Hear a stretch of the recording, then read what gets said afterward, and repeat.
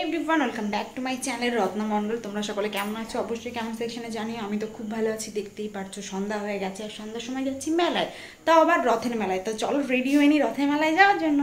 যেমন কথা তেমন কাজ, আমি কিন্তু সুন্দর করে রেডি হয়ে বেরিয়েই পড়েছি। আর এখন যাচ্ছি রথের মেলায়। রথের মেলায় যাচ্ছি ঠাকুরবাড়ি কিন্তু প্রচুর বড় করে রথের মেলা হয়। তো দেখতেই পাচ্ছ আমি কিছু ক্লিপ তোমাদের জন্য শেয়ার করার জন্য আগের থেকেই রেডি করে রেখেছিলাম। আমাদের ফুটবল খেলার মাঠের থেকে কিন্তু দেখা যাচ্ছে কত সুন্দর রথ টেনে নিয়ে যাচ্ছে। এটা আমার সেকেন্ড রথ দেখা।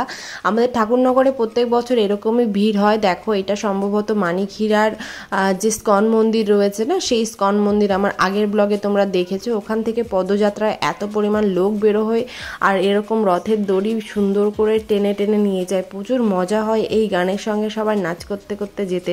এতটা ভিড় ছিল, তোমরা দেখে কিন্তু বুঝতেই পারছো এখানে স্বাভাবিক কোনো ভিড় না, এটা কিন্তু অনেকটা পরিমাণ ভিড়। তো যাই হোক, আমি কিন্তু চলে এসেছি আমাদের ঠাকুরনগর ঠাকুরবাড়ি। যেহেতু ঠাকুরবাড়ির রথের মেলা হচ্ছে, সেই কারণে কি পরিমাণ ভিড় দেখতে পাচ্ছ। আমি ভাবলাম চলো তোমাদের সঙ্গে আগে রথটা শেয়ার করি, রথের ওখানটা নিয়ে যাই, তারপরে মেলাটা ঘুরিয়ে দেখাবো। তো ফার্স্টেই চলে আসলাম আমি রথের কাছে। আর দেখো রথটা কি সুন্দর করে সাজিয়েছে। এখানে কিন্তু অনেক লোকজন একসঙ্গে মিলে রথের কাজ করছে।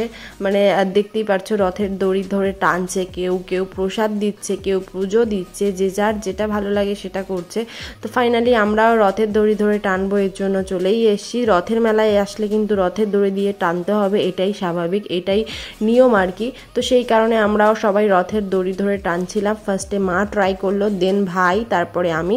তো দেখো এখানটায় কিন্তু দড়িটা কিন্তু মা যেহেতু প্রসাদ কিনে নিয়ে এসেছিলো, তাই এখানে আগে সবার ফার্স্টে প্রসাদটা দিয়ে দিল। আর এইখানটায় রথটা কিন্তু অনেক শক্ত করে রেখে দিয়েছিল যাতে কেউ ধরে জোরে না টেনে নিয়ে যেতে পারে। তো সেই কারণে আমিও আর সেরকম জোরে টানিনি। দেন দেখো এখানে কিন্তু অনেক প্রসাদ দিয়েছে আর রথটা কিন্তু খুব সুন্দর করে সাজিয়েছে। তো ভাবলাম তোমাদের সঙ্গে এবার মেলাটা শেয়ার করার আগে আমি একবার নাট মন্দিরটা শেয়ার করে দিই, কারণ নাট মন্দির মানে ঠাকুর বাড়িতে এসেছি, নাট মন্দিরে আসবো না এটা হতেই পারে না। তো সেই কারণে ফার্স্টে আমি চলে আসলাম নাট মন্দিরে। আমাদের নাট মন্দিরটা কিন্তু অনেক সুন্দর। যতবারই আমি ঠাকুর বাড়ি আসি একবার হলেও নাট মন্দিরটা তোমাদের সঙ্গে শেয়ার করি। তো সেই কারণে আমি কিন্তু নাট মন্দিরটা শেয়ার করে দিলাম। আর মেলার এতটা পরিমাণ ভিড় কি বলবো তোমাদের, দেখো কি পরিমাণ ভিড়, চারিপাশে শুধু লোক গিজ গিজ গিজ গিজ গিজ গিজ করছে গাইস। মন্দিরে ঘোরা আমার কমপ্লিট। এবার আমার মনটা বলছিল কখন আমি মেলার মধ্যে যাব, কারণ মেলার দোকানপাটগুলো ঘুরে ঘুরে দেখতে আমার যে এতটা পরিমাণ ভালো লাগে তোমাদের সাথে কি করে বোঝাবো। তো তার জন্য আমি আর বেশি বকর বকর না করে চলে আসলাম মেলার ভিতরে, কারণ মেলার ভিতরে অনেক জিনিস বার্গেনিং করে যে নেওয়ার মজাটা, সেটা যে কি মজা আর কি বলবো তোমাদের।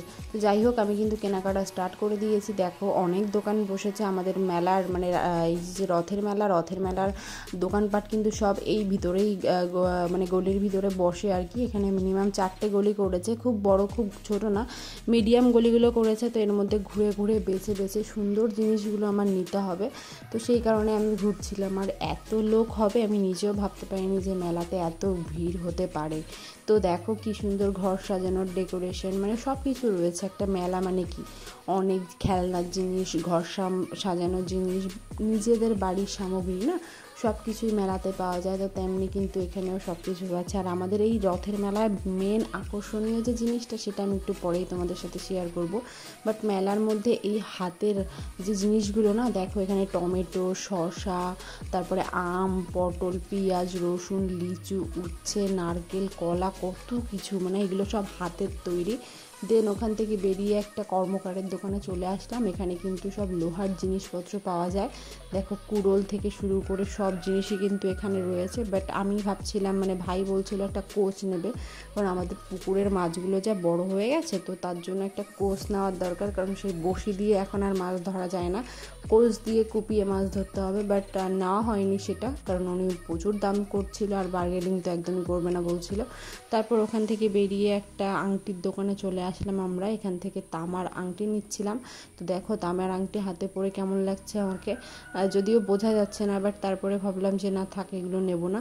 আর এবার মেলাতে আকর্ষণীয় জিনিস কিন্তু এইটা দেখো, এগুলো কিন্তু সব হ্যান্ডমেড করা, মানে হাতের তৈরি প্রদীপ।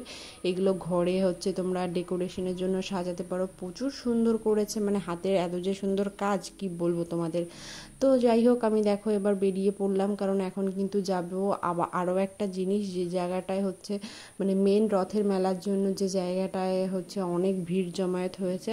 আর রাস্তায় যে এত পরিমাণ ভিড় হয়েছে সেটা তোমাদের জাস্ট আমি আর কি বলবো, ভিডিওর মাধ্যমে দেখতেই পারছো।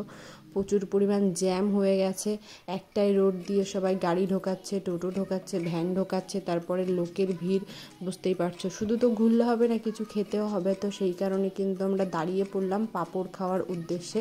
তো দেখো পাঁপড়গুলোর পিস নিয়েছে এক একটা 7 টাকা, মানে মেলায় দাম নেবে এত নেবে, পাঁপড় 7 টাকা করে পিস দিয়ে কিনে আমরা খেলাম। খাওয়ার পরে আমাদের এখানে প্রত্যেক বছর রথের মেলায় কিন্তু এই গাছগুলো ওঠে, মানে এখানটায় তোমরা বার্গেনিং করে অনেক গাছ নিয়ে নিতে পারো, আবার মানে বুঝতেই পারছো রথের মেলায় গাছ উঠবে এটাই স্বাভাবিক, বাট আমাদের এখানে কিন্তু এই জিনিসটা প্রত্যেক বছর উঠবেই। আর এখানে অনেক ধরনের গাছ রয়েছে, আমিও কিন্তু এখান থেকে গাছ নিয়েছি। কী গাছ নিয়েছি সেটা একটু পরে তোমাদের সাথে অবশ্যই শেয়ার করব। তারপরে এই ফুচকাওয়ালার দিকে চোখ পড়লো। এই ফুচকার নাম হচ্ছে নিরামিষ ফুচকা, দই ফুচকা, চাটনি ফুচকা, চুরমুড়ো পাওয়া যায়। আর এই ফুচকার দোকানের নাম হচ্ছে ফালতু ফুচকা।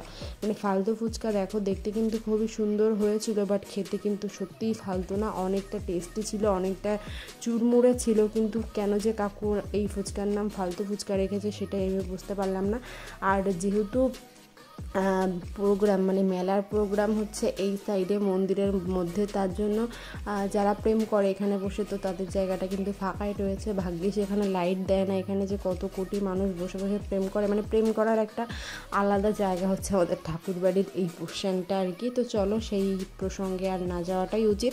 আমি ভাবলাম এবার অনেকক্ষণ আমরা এদিকে ঘোরাঘুরি করলাম, তো ভাবলাম যে চলো এবার একটু বসা যাক। বিশ্বাস করো দুটো পা পুরো ব্যথা হয়ে গেছে, অনেকক্ষণ ধরে আমরা ঘুরে ঘুরে বেড়ালাম, তো এবার যদি একটু না বসি সত্যি পুরো অজ্ঞান হয়ে পড়ে যাবো আর কি।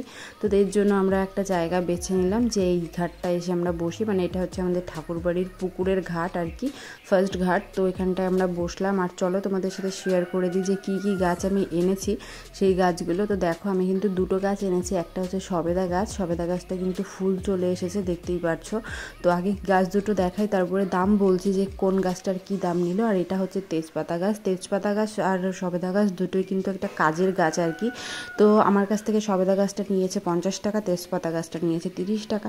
তো আমি এবার গাছ টাছ নিয়ে বেরিয়ে পড়লাম, বাড়ির দিকে রওনা দেবো। আর বাজার দেখো পুরো ফাঁকা, আমি একটু বাজার হয়েই বাড়ি যাচ্ছিলাম, কারণ আমার কিছু বাজারে জিনিস নেওয়ার ছিল, সেই কারণে ভাবলাম বাজার হয়েই বাড়ি যাব। তো সেই কারণে দেখো বাজার পুরোপুরি ফাঁকা, এখানে কিন্তু আমার গাড়িটা রয়েছে আর আমি চলে আসলাম একটু বাজারের ভিতরে। যদিও বাজার ফাঁকা, বাট আমার আরও প্রায় 2 থেকে 3টে জিনিস নেওয়ার ছিল, তো সেই কারণে আমি ভাবলাম যে চলো বাজারের মধ্যেই যাওয়া যাক। আলু আর পেঁয়াজ এখান থেকে নিয়ে নিলাম, যা পরিমাণ গরম লাগছিল আমি ভাবলাম যে চলো একটা আইসক্রিমও খাওয়া যাক। তো আমি কিন্তু চলে এসেছি ডলফিনে, আর এখানে কিন্তু অনেক ধরনের ভ্যারাইটিস আইসক্রিম তোমরা পেয়ে যাবে। আমি যেহেতু রাবড়িটা খেতে ভালোবাসি সেই কারণে আমি একটা রাবড়ি নিয়ে নিলাম, মানে রাবড়িটাই আমি বেশি খাই আর কি। আর এখানে অনেক ধরনের দেখো ডোনাট ছিল, তারপর হচ্ছে তোমার veg patties, chicken patties, burger, pizza, অনেক ধরনের ডেকোরেশন ছিল। সেইগুলো আমি কিছুই খাবো না এই রাত্রেবেলা, বাট আমি তোমাদের সাথে ভিডিও শেয়ার করার জন্য দেখো ক্যামেরাটা দিয়ে অন করলাম। কেকগুলো জাস্ট অমাইক ছিল, রেড কালারের কেকটার দিকে এতবার চোখ পড়ছিল আর কি বলবো। আর ডোনাটটা দেখে কিন্তু আবার খেতে ইচ্ছে করছিল, বাট আমি এখন খাবো না কারণ অনেকটা রাত হয়ে গেছে। দেন আমরা একটু রুটি তরকা নেবো, কারণ বুঝতেই পারছো বাড়িতে আজকে রান্নাবান্না হবে না, তো সেই কারণে একটু রুটি তরকা নিয়ে নিলাম। সারাদিন কী করলাম পুরো ভিডিওটাই শেয়ার করেছি তোমাদের সাথে। আমার যদি ভিডিওটা ভালো লাগে অবশ্যই একটা লাইক করো, কমেন্ট করো, শেয়ার করো। টাটা।